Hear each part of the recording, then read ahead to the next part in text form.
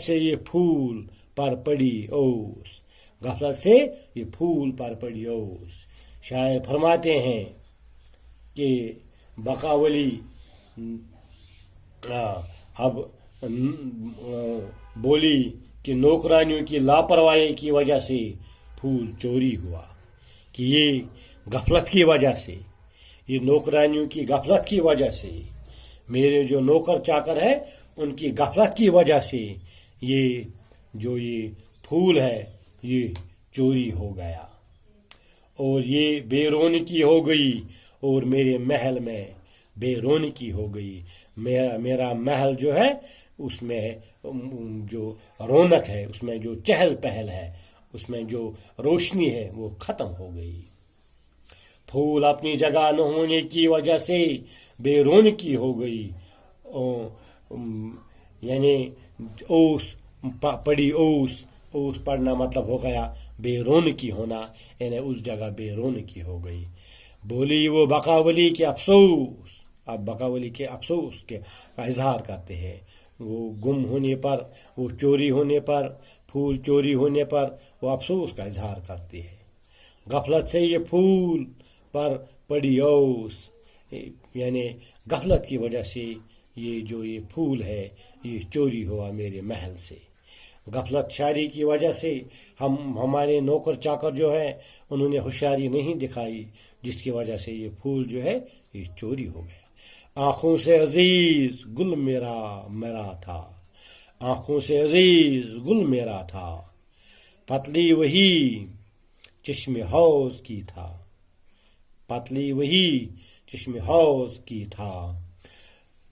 شاعر فرماتے ہیں بقاولی اس شعر میں کہنے لگی کہ میرا وہ پھول مجھے اپنی آنکھوں سے بھی پیارا تھا، اپنی آنکھوں کی روشنی سے بھی پیارا تھا، اپنی آنکھوں سے بھی پیارا تھا مجھے وہ پھول۔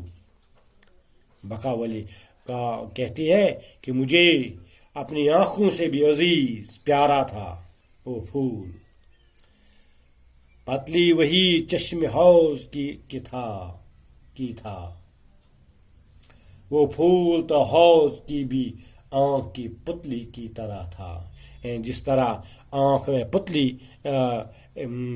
ہوتی ہے، آنکھ کو وہ ایک خوبصورت بناتا ہے، آنکھ کو اسی طرح خوبصورتی وہ اس جگہ کو دیتا تھا، حوض کو وہ خوبصورتی عطا کرتا تھا وہ پھول، وہ میرے لیے بہت اہمیت کا حامل تھا وہ پھول۔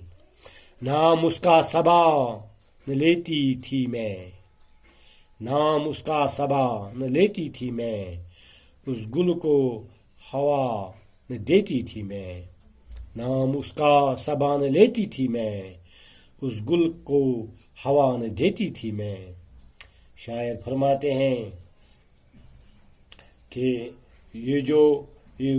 اے صبا یہ گل مجھے اس قدر عزیز تھا کہ میں اس کا کسی کے سامنے نام بھی نہ لیتی تھی، یعنی میں اس کا ذکر بھی کسی سے نہیں کرتی تھی، یہ پھول مجھے اتنا پسند تھا۔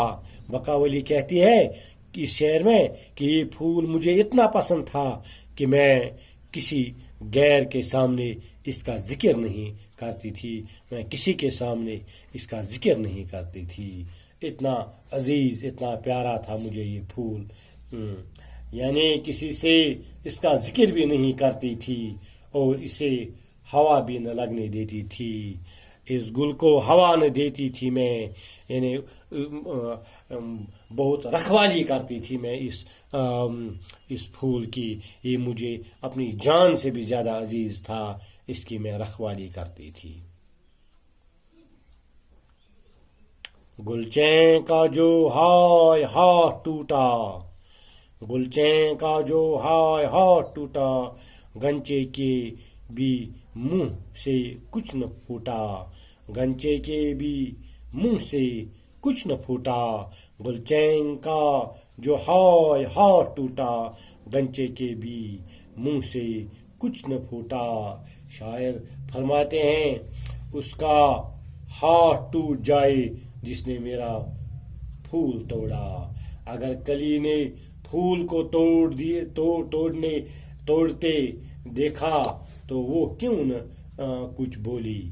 کہ یہ پریشانی کی حالت میں جو بقاولی ہے وہ اب کہتی ہے، بد دعائیں دیتی ہے اور بہت پریشان ہوتی ہے.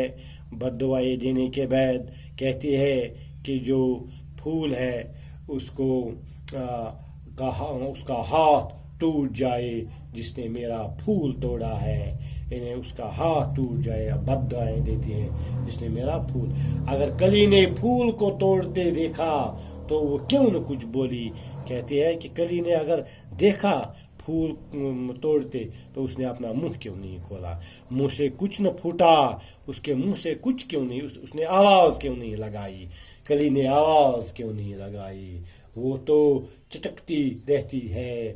پھر پھول چوری ہوتے وقت کیوں اس نے کچھ نہ بولا. کیا وہ بھی سو گئی تھی؟ کیا کلی بھی سو گئی تھی؟ اسے پتہ نہیں چلا کہ پھول کون چرا کے لے گیا؟